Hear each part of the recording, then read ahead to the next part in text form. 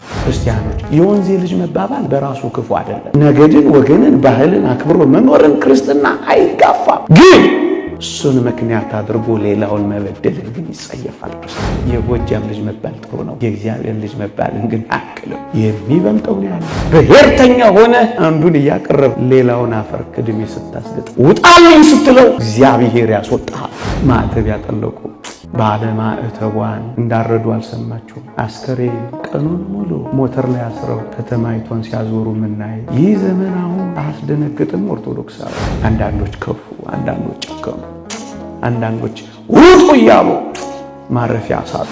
ይሄ ዘመን የምቾት ዘመን፣ የሳቅ ዘመን አይደለም። የሳግና የእንባ ዘመን ነው ሊሆን የሚገባው። ይመችህ ይመችሽ የምንልበት ዘመን አይደለም። ዋይ ብለን የምናለቅስበት ዘመን ነው። የነሱ ሐዘን የኛ ሐዘን፣ የነሱ ለቅሶ የኛ ለቅሶ፣ የነሱ ስደት የኛ ስደት አድርገን የምንቆጥርበት ዘመን ነው። ፒስ ነው ፒስ ነው ትባባላላችሁ። እንዲህ አሁን ወጣቶች ምን ፒስ ነው? ተው አልቅሱ፣ ተው ተመለሱ። ማንም ይሁን ማን ሰውን አትናቅ ይላል። በተለይ አንተ የምትንቀው ሰው ክርስቲያን ከሆነ ኢየሱስ ክርስቶስን እንደናከው ቁጠረው። ለምን ታሳድደኛለህ ብሏል። አሁን ቢሰሙ ለምን ታፈናቅሉኛለህ? ለምን ደሜን ታፈሱታላችሁ? ለምን እንደገና ትሰቅላላችሁ፣ ታወርዳላችሁ? ለምን ትቆራርጡኛላችሁ? ኢትዮጵያ ሀገራችን አልጋ ላይ ናት፣ ታማለች። ለቅሶ ነው የሚያስፈልገው። እጆቻችንን ወደ እግዚአብሔር መዘርጋት ነው የሚያስፈልገው። ሞባይል ላይ ዘርግተን ተች ስክሪኑን እየነካን ወዲህ ወዲያ ማገላበጥ አይደለም የሚያስፈልገው። ወሬ መቃረም አይደለም የሚያስፈልገው። በአርምሞና በዝምታ ተውጦ ማልቀስ ነው የሚያስፈልገው። ዘርን፣ ከለርን፣ ቀለምን፣ ሀገርን ሳንቆጥር እኛ አንድ ነው።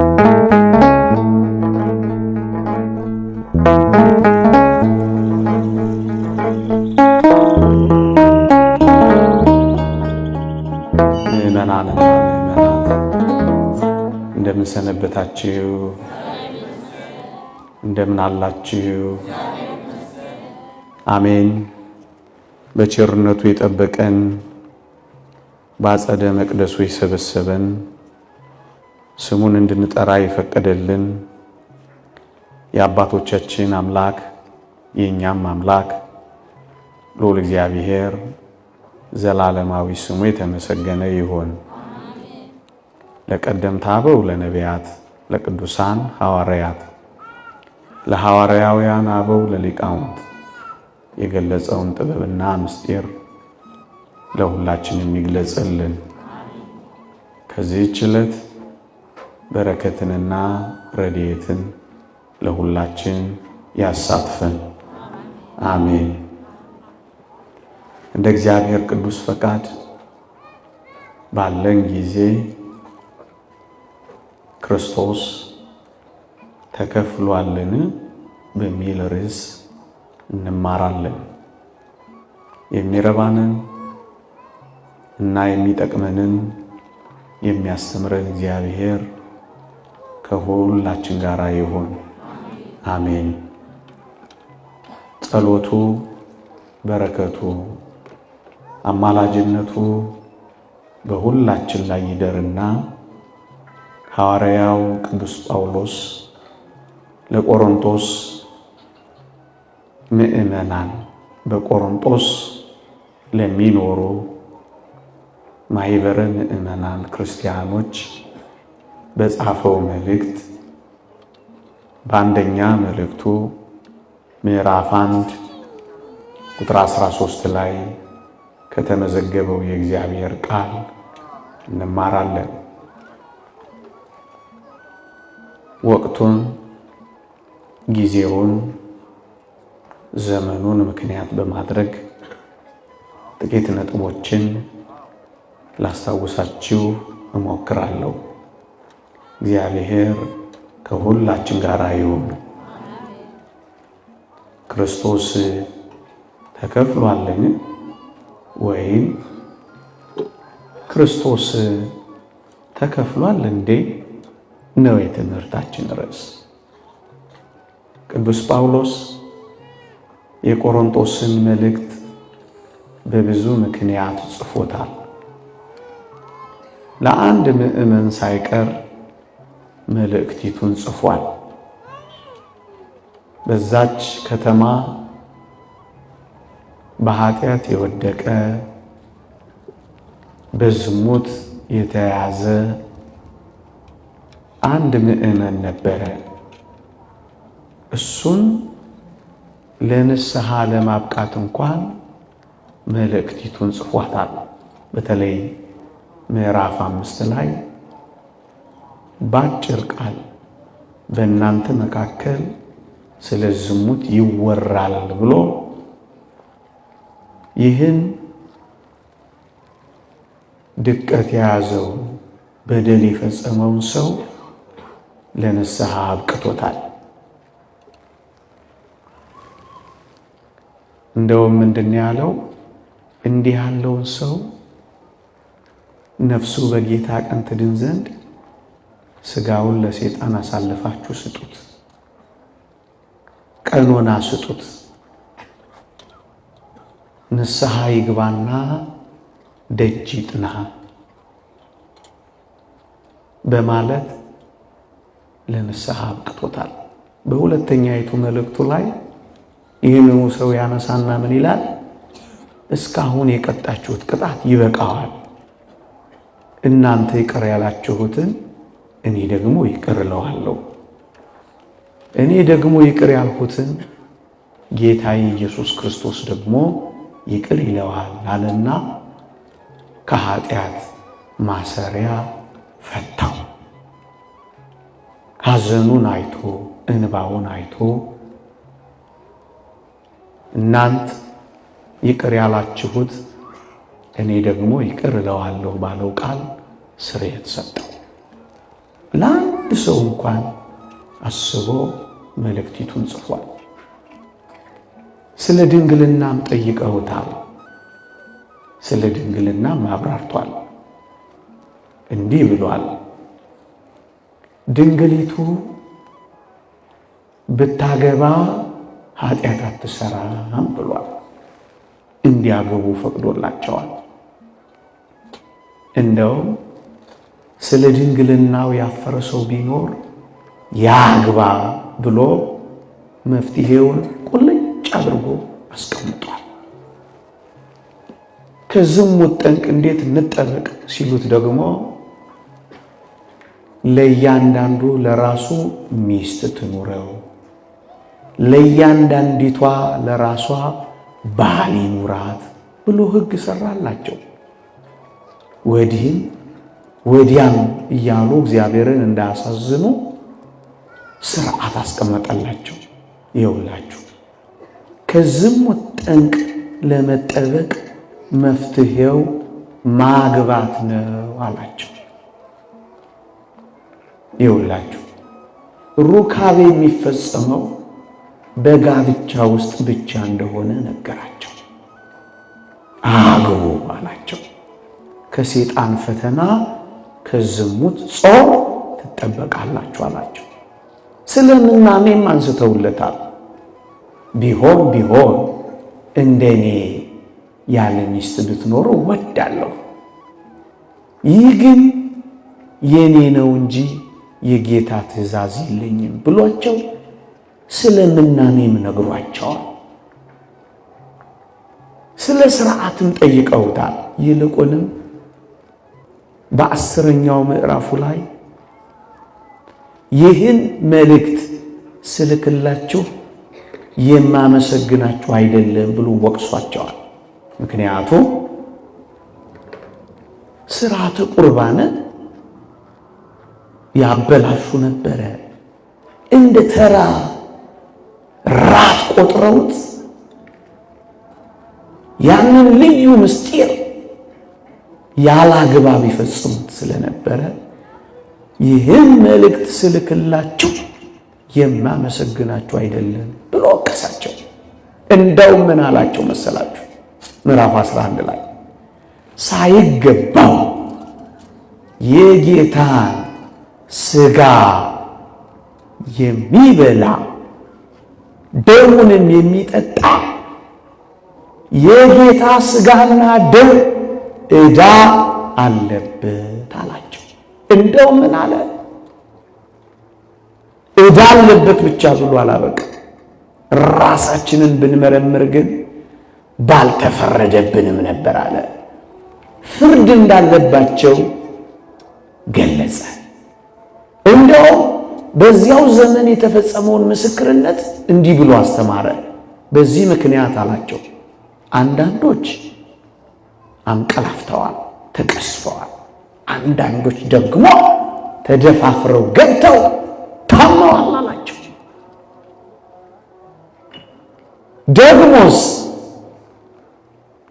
ስለ ሥርዓት ስለ አለባበስ እንኳን አስተማራቸው። ሴት በሚገባ ልብስ ለብሳ ፀጉሯን ተሸፍና ትጸልያለና ወንድ ደግሞ ፀጉሩን እንዳያስረዝም መከራቸው። እኔ በልጥ መባባል ይዘዋል።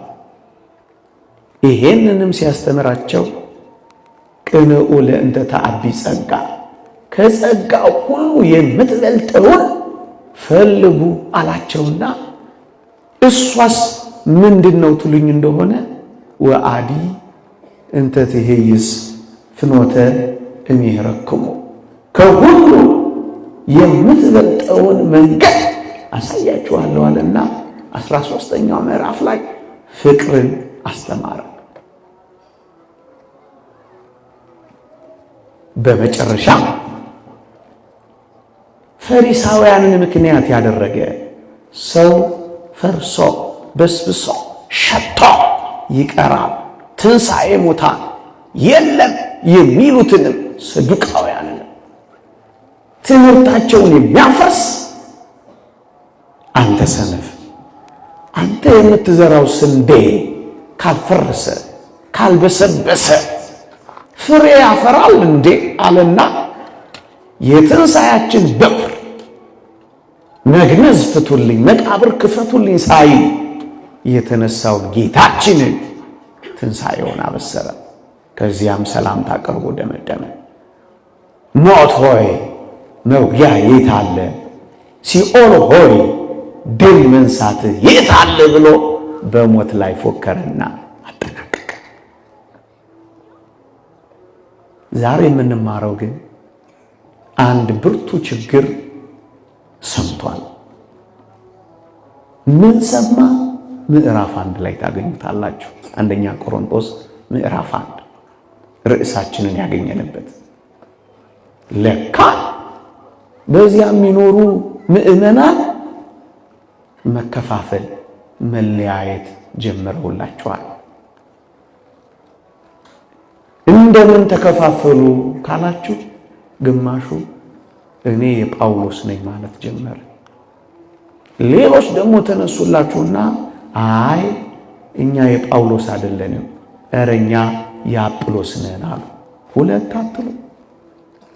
ደግሞ ሶስተኞች ተነሱና እኛ የጳውሎስም አይደለንም፣ እኛ የአጵሎስም አይደለንም፣ ኧረ እኛ የኬፋ ነን፣ የጴጥሮስ ነን አሉላችሁ። ሶስት በሶስት ቢበቃ ጥሩ ነበር። ደግሞ አራተኛ መጡላችሁ። እኛ የጳውሎስም አይደለንም፣ እኛ የአጵሎስም አይደለንም፣ እኛ የኬፋም አይደለንም፣ የጴጥሮስም አይደለንም፣ ኧረ እኛ የኢየሱስ ነን የሚሉ መጡ። አራቱን ቅዱስ ጳውሎስ ይህንን ሰማ። መለያየታቸውን ሰማ። መከፋፈላቸውን ሰማ።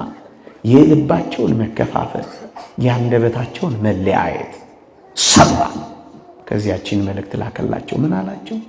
እኔ የጳውሎስ ነኝ፣ እኔ የአጵሎስ ነኝ፣ እኔ የኬፋ ነኝ የምትሉማ ከሆነ አላቸው ክርስቶስን ከፍላችሁታል አላቸው። እኔ የዚህ ወገን ነኝ፣ እኔ የዚያ ወገን ነኝ የምትሉማ ከሆነ እናንተ ክርስቶስ ተከፍሏል እንዴ አለና ወቀሳቸው። ከዚያ 3ኛው ምዕራፍ ላይ እቅጩን ነገራቸው። ምን ብለው? ጳውሎስ ተከለ፣ አጵሎስ አጠጣ፣ የሚያሳድገው እኮ እግዚአብሔር ነው አላቸው። እንዴ በጳውሎስ ስም አመናችሁ እንዴ? እንዴ በአጵሎስ ስም ተጠመቃችሁ እንዴ? ዋናው እኮ የሚያሳድገው እግዚአብሔር ነው አለና ወቀሳቸው። ሲከፋፈሉ ሰምቷቸው ክርስቶስ ተከፍሏል እንዴ አላቸው። ኦርቶዶክሳውያን ጌታችን መድኃኒታችን ኢየሱስ ክርስቶስ እንዴት እንደሞተ አስተውላችኋል? ይውላችሁ በመስቀል ላይ ጌታችን ሲሞት እንደ መጥምቀ መለኮት ቅዱስ ዮሐንስ አንገቱን ያልተቆረጠ፣ እንደ ነቢዩ እንደ ኢሳይያስ በመጋዝ ያልተሰነጠቀው፣ እንደ ሁለቱ ወንበዴዎች ጭኖቹን ያልተሰበረው፣ አጥንቱ ያልተፈለጠው፣ አካሉ ያልተቆረጠው፣ ሰውነቱ ያልተሰነጠቀው ለምን ይመስላችኋል? ይውላችሁ ጌታችን ሲሞት ሰውነቱን ሳይከፍል ነው የሞተው። አካሉን አንድ አድርጎ ነው የሞተው። ለምን ካላችሁኝ ሲሞት አካሉ የሆነች ቤተክርስቲያን ትመሰረታለች። አካሉ የሆነች አንዲት ቤተክርስቲያን በሞቱ ትገኛለች። አያችሁ የሱ ሰውነት የሱ አካል ያለ መቆረጡ፣ ያለ መፈለጡ፣ ያለ መሰንጠቁ፣ አጥንቱ ያለ መሰበሩ ምልክትና ትምህርት ምንድነው ካላችሁት መጽሐፍ ቅዱስ ሊቃውንት አካሉን አንድ አድርጎ ሰውነቱን ሳይለያይ የሞተው አንዲት አካሉ የሆነች ቤተክርስቲያን በምን ስለማትከፈል። አያችሁ ያሟሟቱ ምስጢር የሚያሳየው አንዲት የሆነች አካሉ የሆነች ቤተክርስቲያን ማንም ስለማይለያት ነው። ይኸውላችሁ መጽሐፍ ቅዱስ ኢየሱስ ክርስቶስ የቤተክርስቲያን ራስ ነው ይላል። ቤተክርስቲያን ማህበረ ምእመናንና ሁላችን አካላቱ ነን። እያንዳንዳችን ደግሞ የአካሉ ሕዋሳትና ብልቶች ነን። በአንደኛ ቆሮንቶስ ምዕራፍ 12 ቅዱስ ጳውሎስ ይህን አብራርቷል። ኢየሱስ ክርስቶስ ራሷ የሆነላት አንዲት አካሉ ማህበረ ምእመናን ቤተክርስቲያን አካሉ ናት። ይቺ አካሉ የሆነች አንድነቷ የተጠበቀች ቤተክርስቲያን በምን እንደማትከፈል ለማስተማር አንገቱ አልተቆረጠም፣ ሰውነቱ አልተሰነጠቀም፣ አጥንቱ አልተሰበረም። የኛ በምን አለመሰንጠቃችንን የሚያሳየው አሟሟቱ ነው። የኛን በምን አለመከፈላችንን የሚያሳየው ሰውነቱ አለመከፈሉ ነው። ምልክቱ ይሄ ነው። ሁለተኛ እንኳን የክርስቶስ ሰውነት እንኳን የክርስቶስ አካል ኦርቶዶክሳውያን ቀሚሱ እንኳን እንዳልተከፈለች አልሰማችሁ? መጽሐፍ ቅዱስ ዕጣ ተጣጥለን እንውሰዳት እንጂ አንካፈላት ያሉት እኮ ለዚህ ነው። ስለወጥ ነበረች ሲያድግ አብራው የምታድግ ምን አሉ? አንካፈላት፣ ዕጣ ተጣጥለን እንውሰዳት አሉ። ምን ማለት ነው? ቀሚሱ አልተሰነጠቀችም፣ የቀሚሱ ጨርቅ አልተቆረጠችም።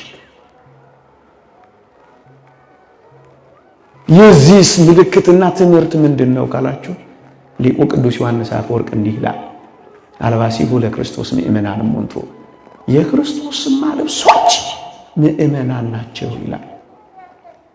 ቀሚሱ እንኳን እኔና እናንተን ነው የሚያመለክተው። ክርስቲያኖች እዩ፣ ስናምንና ስንጠመቅ እሱን ልብስ አድርገነው እንኖራለን። አዲሱን ሰው ልበሱት እንደተባለ እኛ በእሱ አምነን በምግባር ጸንተን በትሩፋት አጊጠ ስንኖር እሱ ደግሞ ጌጦቹ ያደርገናል፣ ልብሶቹ ያደርገናል። ለዚህ ነው የክርስቶስ ልብሶችማ ምእመናን ናቸው ያለው። አያችሁ፣ ቀሚሱ ያለ መሰንጠቋ፣ ጨርቁ ያለ መከፈሏ፣ አሁንም ትዕምርቱ ምልክቱ የኔና የናንተ በምን ያለ መከፈላችን ምልክት ነው። ክርስቶስ ተከፍሏል እንዴ? ክርስቶስ ካልተከፈለ እኛ እንዴት እንከፋፈላለን? ክርስቶስ አንድ ከሆነ እኛ እንዴት ብዙ እንሆናለን? ክርስቲያኖች ይውላችሁ፣ መጽሐፍ ቅዱስ በግልጽ አንድ ትምህርት ያስተምረናል። ጌታችን በመስቀል ላይ ሲሰቀል በቀኝ እጁ ዘርግቶ ግራ እጁንም ደግሞ ሁለቱንም ዘርግቶ የተሰቀለው ለምን ይመስላችኋል? ሊቃውንት ያስተምራሉ። በቀኝ እጁ ቀደምት ሕዝብን አይሁድን ወገኖቹን፣ በግራ እጁ ደግሞ አዲስ መጪዎቹን አሕዛብን ይጠራበታል። ዓለምን ሁሉ አንድ ለማድረግ ያቅፍበታል። እንዲህ ሆኖ የተሰቀለው ዓለምን አንድ ለማድረግ ነው። ተለያይቶ የነበረውን ለማዋሃድ ነው። ርቆ የነበረውን ለማቅረብ ነው። ኦርቶዶክሳውያን ክርስትና ያላቀረበው ወገን የለም። ክርስትና ያልሰበሰበው ነገድ የለም። ክርስትና ያልጠራው ቋንቋ የለም። ለዚህ ነው ቅዱስ ዮሐንስ በራእዩ ከነገድም ከቋንቋም ከወገንም ዋጅተሃልና ውዳሴ ይገባሃል የሚለው። ያልተዋጀ ነገድ፣ ያልተቤዠው ነገድ ወገን፣ ያልጠራው ቋንቋ የለም። እስኪ ተመልከቱ፣ እዚች አካሉ የሆነች ቤተ ክርስቲያን አትግባ የተባለ ቋንቋ አለ። ያልተጠራ ወገን አለ። ይውላችሁ ክርስትና የአንድነት ሃይማኖት ነው። መለያየትን የሰበረ ክርስትና የማዋሃድ ሃይማኖት ነው። መከፋፈልን ያስወገደ። አንዳንዶች ይህችን ቤተ ክርስቲያን የአንድ ወገን፣ የአንድ ብሔር፣ የአንድ ነገድ ሊያደርጓት ይሞክራሉ። የዚህ ብሔር ናት፣ የዚህ ወገን ናት ይሉናል። እቺን በምድር ላይ ያለችውንስ እሺ ይበሏት። ያችኛዋ መንግሥተ ሰማያት የየትኛው ብሔር፣ የየትኛው ነገድ፣ የየትኛው ክልል ያደርጓት ይሆን? ክልል ስንት ይሏት ይሆን?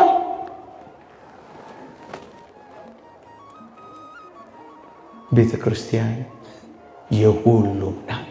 ለዚህ ነው መጽሐፍ ቅዱስ በገላትያ መልእክት ምዕራፍ 3 ቁጥር 20 ላይ አይሁዳዊ ወይም ግሪካዊ፣ ባሪያ ወይም ጨዋ፣ ሴት ወይም ወንድ የለም፣ ሁላችሁ በጌታችን በመድኃኒታችን በኢየሱስ ክርስቶስ አንድ ሰው ናችሁ ነው የሚለው። አያችሁ፣ አይሁዳዊው ቀርቦ አሕዛቡ አይገፋበትም። ክርስትና አንድነትን ያበሰረ ዘውገኝነትን የሰበረ ሃይማኖት ነው።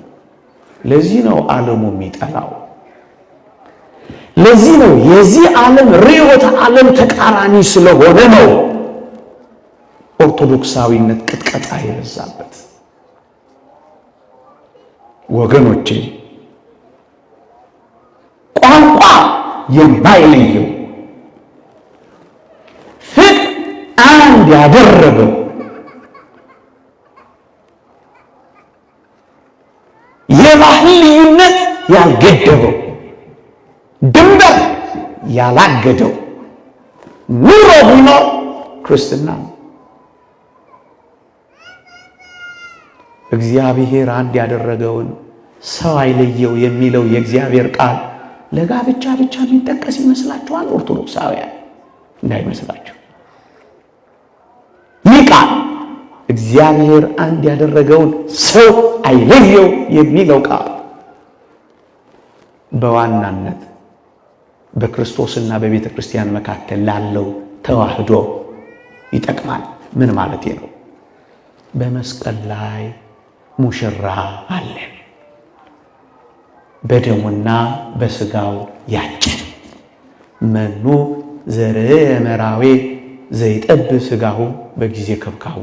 በሰርጉ ጊዜ ስጋውን ቆርሶ የሚያበላ ደሙን አፍሶ የሚያጠጣ እንዲህ ያለ ሙሽራን ያየ ማን ነው ይላል መጽሐፈ ቅዳሴያችን። እኔና እናንተ ታጭተናል፣ ሰርግ አለን በሰማይ። በደሙ መፍሰስ በስጋው መቆረስ አንድ አድርጎናል። እኔና እናንተ የጮኝነት ጊዜ ላይ ነን።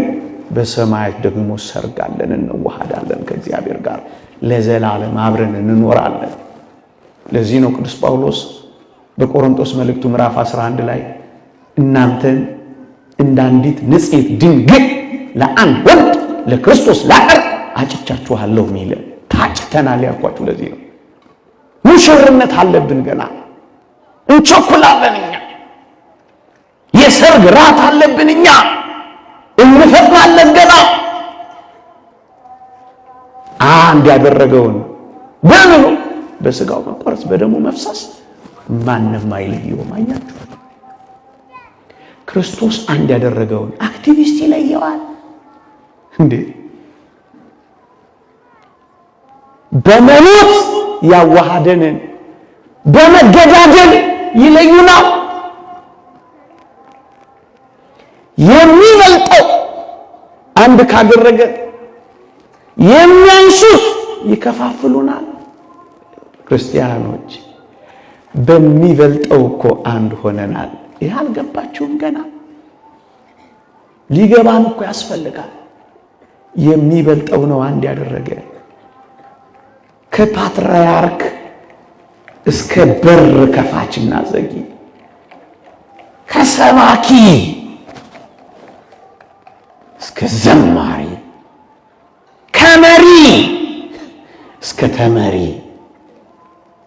ከጳጳስ እስከ አክቲቪስት ሰው አይለየው ነው የሚለው። ማንም አይለየንም። ምክንያቱም እግዚአብሔር አንድ አድርጎናልና። ደሙን አፍሶ አንድ ያደረገን፣ ደም በሚያፈሱ እንዴት እንለያያለን? የሚበልጠውን ስንይዝ በሚያንሰው እንዴት እንኖራለን? ክርስቲያኖች የክርስትና ሐሳብ ልዕልናው በጣም ከፍ ሲል የሚያንሱትን ነገሮች እንተዋቸዋለን። ለዚህ ነው ቅዱስ ጳውሎስ ከዘር ንጽሕናው ከአይሁዳዊ ቅንዓቱ በኦሪት ከነበረው ጽድቁ በላይ አምላካችን ኢየሱስ ክርስቶስን ሲያውቀው ሌላውን ሁሉ እየተወው። እንደውም ምን ይላል? በስምንተኛው ቀን የተገረዝኩ ይላል። ስለ ዘር ንጽሕናው ሲናገር አብርሃማዊ ነኝ፣ እስራኤል በተባለው ያዕቆብ እስራኤላዊ ነኝ፣ ፈላስያን ከተባሉት በኢቦር ዕብራውያን ከተሰኙት ዕብራዊ ነኝ፣ ከከበሩት ወገን ከብንያም ወገን የምጠራ ነኝ። እነዚህ የዘር ንጽሕናዎቹና የዘር ክብሮቹ ናቸው። ስለ ቅናት ብትጠይቆ ፈሪሳዊ ነበርኩ አለ። ቤተ ክርስቲያን አሳዳጅ ነበርኩ አለ። በኦሪት ስለሚገኝ ጽድቅ ደግሞ ብትጠይቁ ያለ ነቀፋ ነበርኩ አለ። በኦሪት እየኖረ የሐዲስን ጽድቅ እንደመፈጸም ያለ ጥንቅቅ ያለ በምግባር የሚኖር ሰው ነበር። ግን መጨረሻ ላይ እንዲህ አለ፣ የዘር ንጽሕና ቢኖረኝም ቅንዓት ቢያቃጥለኝም በኦሪት ጽድቅ ውስጥ ብኖርም አለ። አዎን በእውነት ከሁሉ ይልቅ ስለሚበልጥ ስለ ጌታዬ ስለ ኢየሱስ ክርስቶስ ዕውቀት ነገር ሁሉ ጉዳት እንዲሆን እቆጥራለሁ አለላችሁ። ይኸውላችሁ የሚበልጠውን ኢየሱስ ክርስቶስን ሳውቅ አለ የዘር ንጽሕናዬ ጉዳት እንደሆነ አወቅኳል። አብርሃማዊነቴ ያለ ክርስቶሳዊነት፣ እስራኤላዊነቴ ያለ ኢየሱሳዊነት፣ ዕብራዊነቴ ያለ ክርስትና፣ ኦሪት ያለ ወንጌል፣ ብሉይ ያለ ሐዲስ፣ ግዝረት ያለ ጥምቀት ጉዳት ብቻ ናቸው አለ። አብርሃማዊነቴ ክርስቶስን ካላወቅኩት ጉዳት ነው አለ። ስለ ጌታዬ ስለ ኢየሱስ ክርስቶስ ዕውቀት ነገር ሁሉ ጉዳት እንዲሆን እቆጥራለሁ አለ። ክርስቲያኖች በዚህ ዘመን ባሉ አስተሳሰቦች ብቻ መኖር ለኔና ለእናንተ አምላካችንን በደንብ ሳናውቀው መኖር ጉዳት ብቻ ነው። ጉዳት ብቻ ጉዳት። እንደውም ሊቁ ቅዱስ ዮሐንስ አፈወርቅ ምን ይላል? ፀሐይ ሲወጣ በሻማ መቀመጥ ብቻው ጉዳት ነው ይላል። ፀሐይ ወጥቷል፣ ሻማው ምን ያደርጋል? ክርስቲያኖች እኔና እናንተ የሚበልጠውን አምላክ ካወቅን የትኛውም አይነት ዘርና ብሔር ቢሆን በራሱ ጥሩ ነው። ያለ ክርስትና ግን ጉዳት ብቻ ነው። የሚያንሰው ውስጥ እንዳትኖሩ። ከፍ በሉ፣ ከፍ በሉ። እግዚአብሔር ዓለምን እንዴት እንዳደረገ ሰምታችሁ የለም? እናንተ አንድ ነን የምትሉት ከአንድ ማኅፀን ስለወጣችሁ አይደለም? እሰይ ጥሩ ነው። ሁላችንም አንድ ነን የምንለው ከአንድ ማኅፀን ስለወጣን ነው። እሰይ ጥሩ ነው። እንኳን አንድ ሆን። እኔ ግን ሌላ ማኅፀን ላሳያችሁ። አንድ የሆንበት ማኅፀን እሱም ዮርዳኖስ ይባላል። ዮርዳኖስ የሚባል ማኅፀን አለ። ለሰማያዊ መንግሥት የተወለድንበት ከውሃና ከመንፈስ ለእግዚአብሔር ርስት ልጆች የሆንበት አንድ ማኅፀን አለ። አዎ ዮርዳኖስ የሚባለው የጥምቀት ማኅፀን ከእናቶቻችን ማኅፀን ይበልጣል። ምክንያቱም የእናቶቻችን ማኅፀን ለዚህ ምድር አስገኝቶናል። የጥምቀት ማኅፀንነት ለሰማያዊ ርስት ወልዶናል።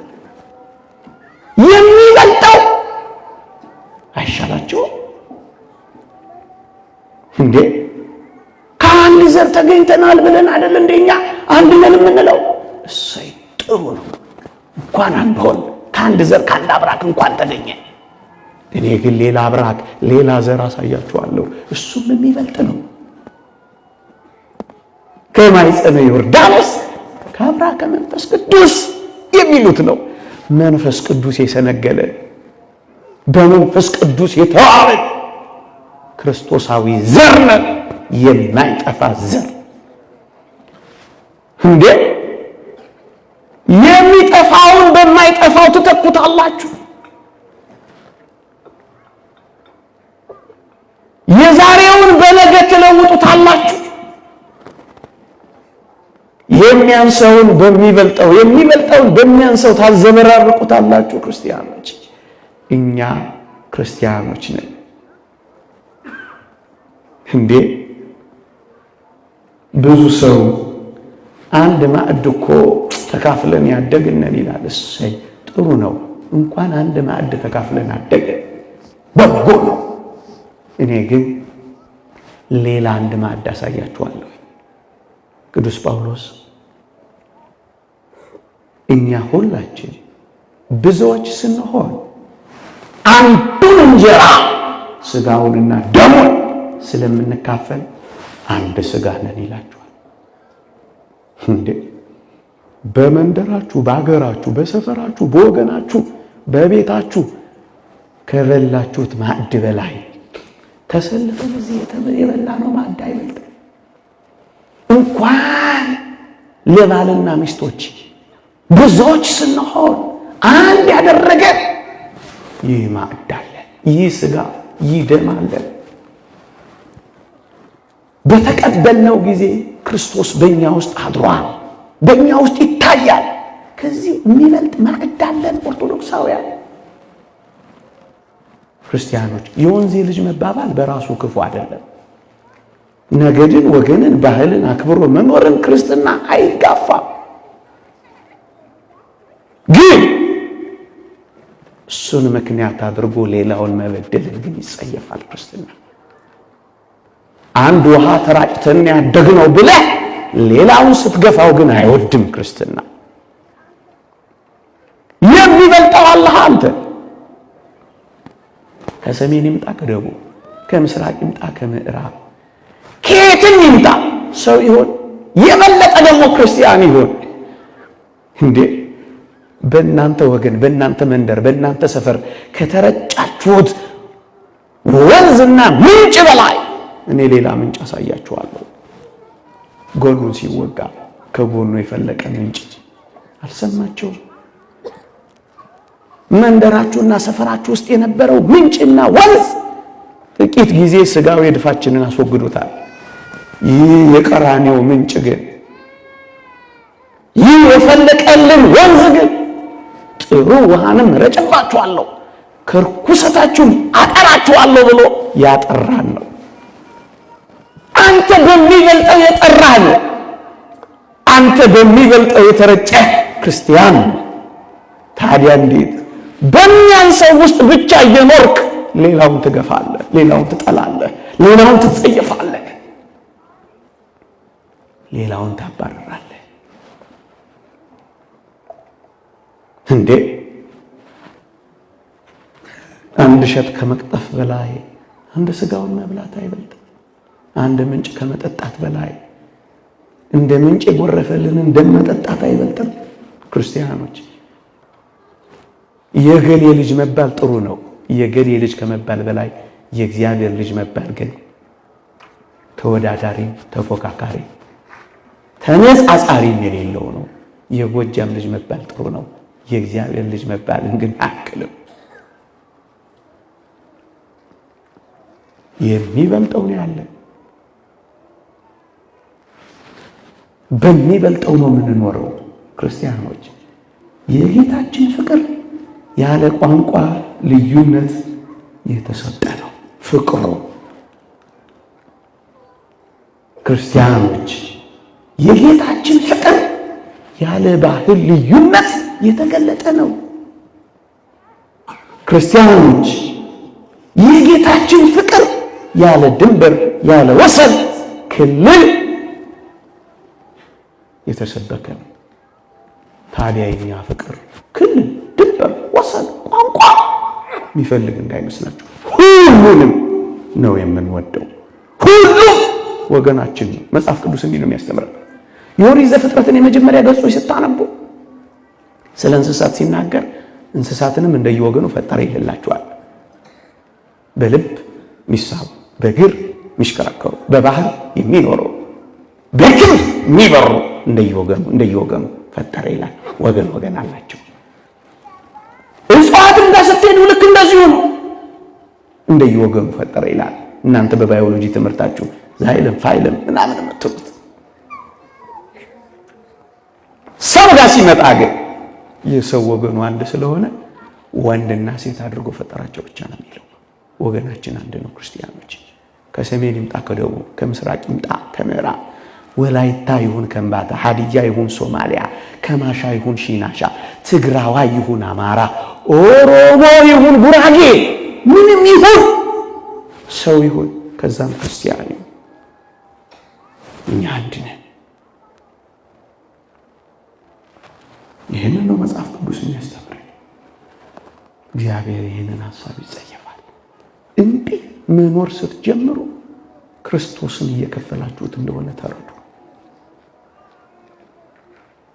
እግዚአብሔር አካባቢን ምክንያት ያደረገ ጎጠኝነትን ይጠላል። እግዚአብሔር ያንተን አቅርበ የሌላው ስትገፋ እግዚአብሔር ይገፋል።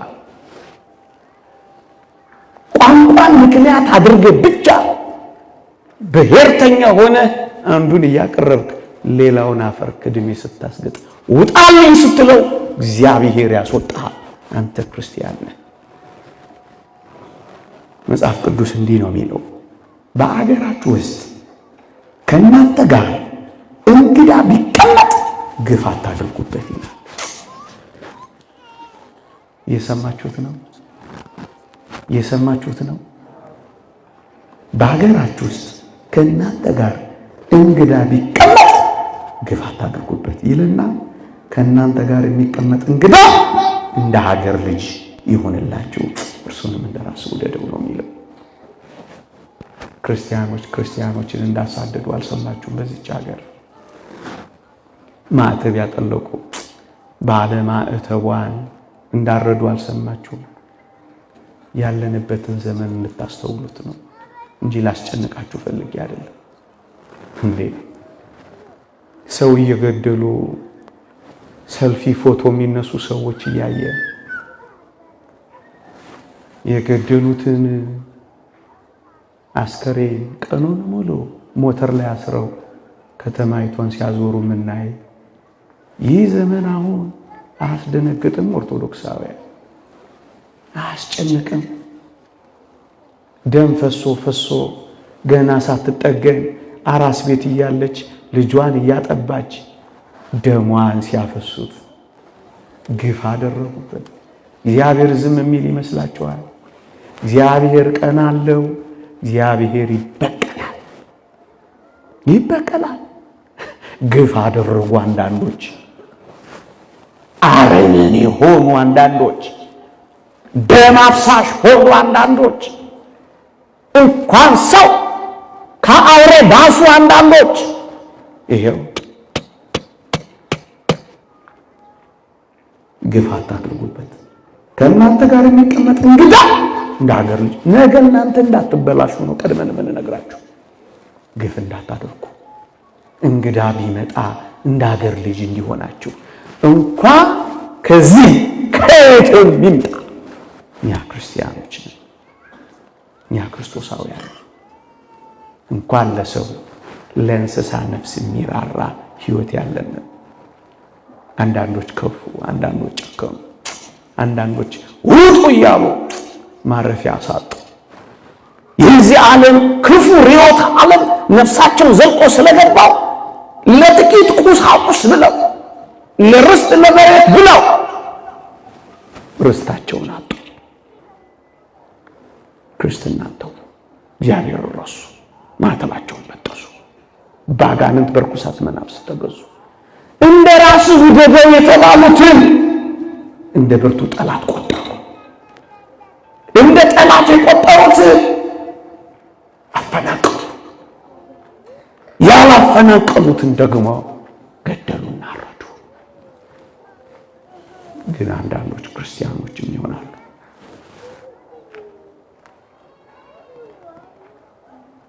እንዴ ክርስቲያኖች፣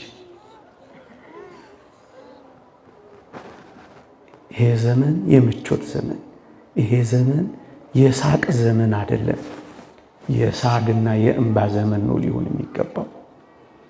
ይሄ ዘመን ይመችህ ይመችሽ የምንልበት ዘመን አይደለም።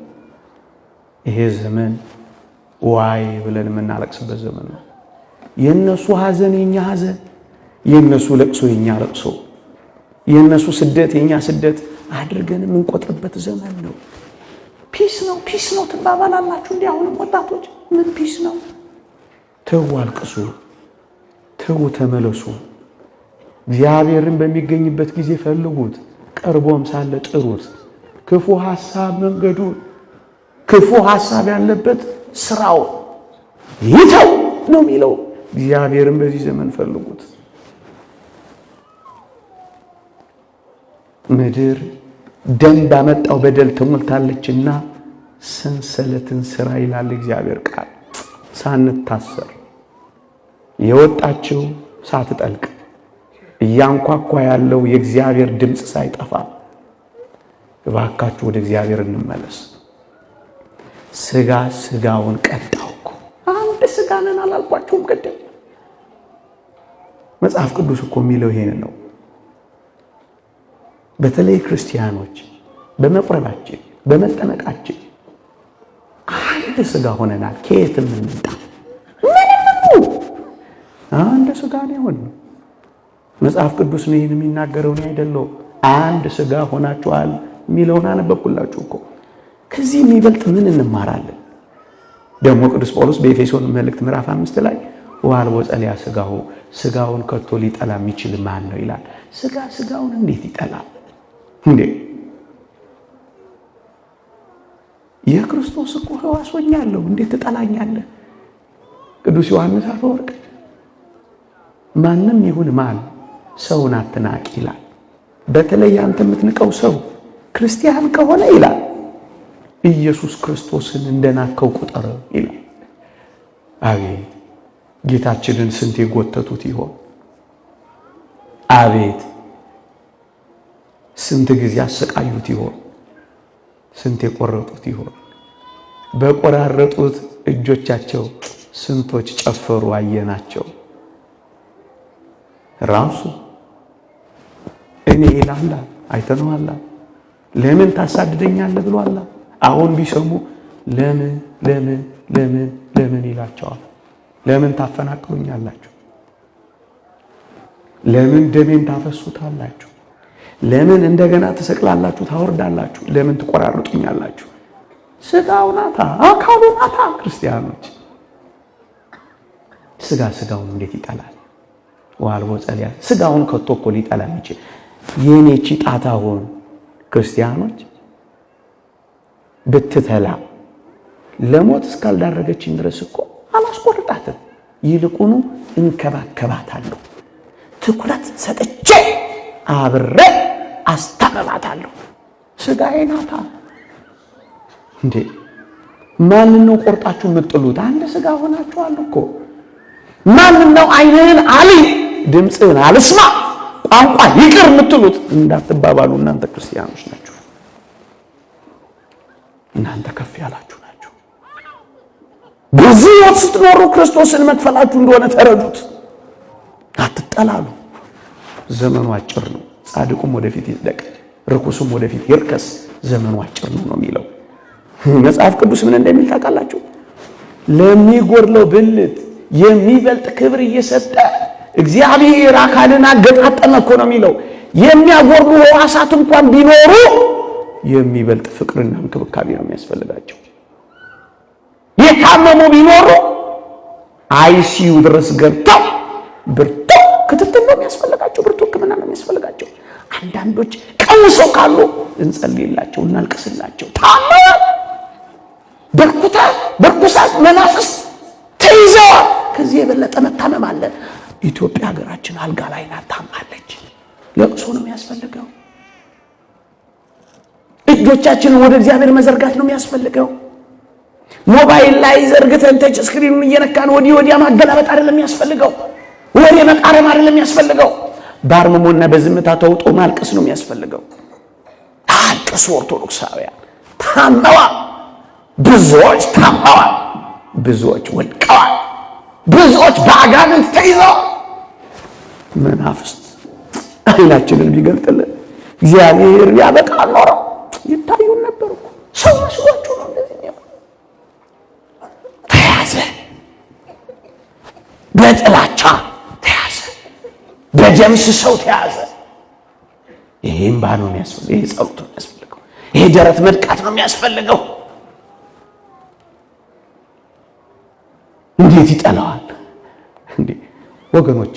ወድጄ መርጬ ፈቅጄ ባልተወለድኩበት እንዴት ይፈረድብኛል? ወድጄ አማራ አልሆንኩ፣ ፈቅጄ ትግራዊ አልሆንኩ፣ ይሁነኝ ብዬ ኦሮሞ አልሆንኩ። እንዴ ምንም ይሁን ከየትም ይምጣ ሰው ይሁን ክርስቲያን ይሁን በቃ። ለዚህ ነው ያ ኢትዮጵያዊው ምሁር ምን አለ መሰላችሁ? ፀጉሬ ላይ ያለው ተባይ ቢጠቁር ወገቤ ስር ያለው ተባይ ቢነጣ ያው ተባይ ነው አለ። ይሄኛው በአጋጣሚ ፀጉር ላይ ወጣና ጠቆረ፣ ፀሐይ መታውና። ይሄኛው ደግሞ ከፀሐይ ተሸሸገና ነጣ እንጂ ያው ተባይ ነው አለ። ይሄ ፀሐይ አላገኘው፣ ያ ፀሐይ አገኘው። ክርስቲያኖች ይንጣ ይጥቆር፣ ይርዘን ይጠር፣ ይክሳ ይወፍር፣ ምንም ቋንቋ ይናገር ከየትም ይምጣ ሰው ይሁን ከዚያ በላይ ደግሞ ክርስቲያን ማንንም እንዳትነቁ እንዳትጸየፉ። ለዚህ ነው ቅዱስ ጴጥሮስ አሕዛብን እንዴት ታስተምራለህ ብለው ለሞገቱት አይሁድ አስደናቂ መልስ መልሶላቸዋል። ምን ብሏቸዋል? ከሰው ወገን ማንንም ባዕድ ርኩስ የሚያጸይፍ እንዳለን እግዚአብሔር በራእይ ያሳየኝ ብሏቸዋል። ሐዋርያት ሥራ ምዕራፍ 10 ላይ ባዕድ የምትሉት አጸያፊ የምትሉት ርኩስ የምትሉት ማንም ሰው እንዳይኖር እግዚአብሔር ለኛ የሰጠውን ጸጋ ለነሱ ደግሞ ከሰጠ እግዚአብሔርን ጸጋን አትስጥ ብዬ ከለክል ዘንድ እኔ ማን ነበርኩ ነበር ያላቸው። ክርስቲያኖች አንድ ሥጋ ሆነናል። ዘርን፣ ከለርን፣ ቀለምን፣ ሀገርን ሳንቆጥር እኛ አንድ ነን። አለበለዚያ ግን ከዚህ ውጭ ከሆነ ክርስቶስን መከፋፈላችን እንደሆነ ተረዱት። ለዚህ እኮ ነው ከለርን፣ ቀለምን፣ ነገድን፣ ቋንቋን፣ ሀገርን ሳንቆጥር ቅድስት አርሴማን እዚህ ያለችውን አርሴማ የምንለው የስሪንቃ ሰው መስሎ ነው። እሷ እኮ ከዛ ከአረመን የመጣችው ወገኖች። ገብረ መንፈስ ቅዱስ የምንለው ሐይቅ ውስጥ ተዘቅዝቆ ይጸለየው ይሄው በረከቱ እንኳን ከብዙ ዘመናት በኋላ ለኛም የተረፈው የቢሾፍቱ ሰው መስሎን ነው አይደለም። ከዚያ ከእስክንድርያ ነው የመጣው። ዘርን፣ ከለርን፣ ነገድን፣ ቋንቋን፣ ሀገርን ማትቆጥር ድንቅ ቤተክርስቲያን ናት ያለች። እንዴ አባ ኪሮስ ሲባል ትግራዋይ መስሎ ነው እንዴ? አረጋዊ ሲባል የዚያ ደብረ ዳሞ ሰው መስሎ ነው እንዴ? ኧረ ተው። ክርስትናን ፈልገው እኛን ሽተው ከሮም ተሰደው ነው የመጡት ወንጌልን ያስፋፉት። ቤተክርስቲያን ከለርን፣ ነገድን፣ ሀገርን፣ ወገንን ሳትቆጥር ከፍ ብላ የምትታይ ናት። ይህችን ቤተክርስቲያን የሚቀጠቅጧት ከነሱ በተቃራኒ ስለምታስተምር ብቻ። ክርስቶስ ተከፍሏል እንዴ? ይቆየን። የእግዚአብሔር ቸርነት እመቤታችን አማላጅነት እሳን በረከት ረድኤት አይለየን። አሜን።